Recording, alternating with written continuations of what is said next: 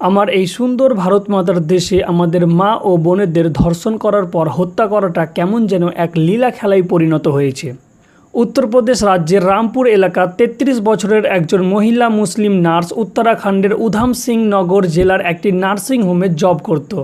প্রতিদিনের মতো ৩০শে জুলাই তিনি নার্সিংহোমে যায়, কিন্তু তারপর আর বাড়ি ফিরেনি।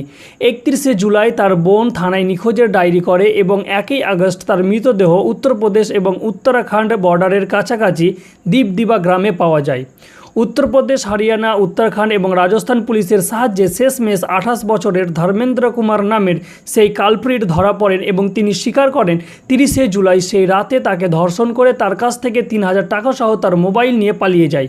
পরবর্তীকালে পুলিশ নির্যাতিতার সেই মোবাইলকে ট্র্যাক করে ধর্ষণকারীকে গ্রেপ্তার করেন। এই ধর্ষক এবং নারী নির্যাতিতদের উপর সরকার চরম থেকে চরমতর পদক্ষেপ না নিলে দেশে আরও কত মা বোনের জীবন ধর্ষণ হওয়ার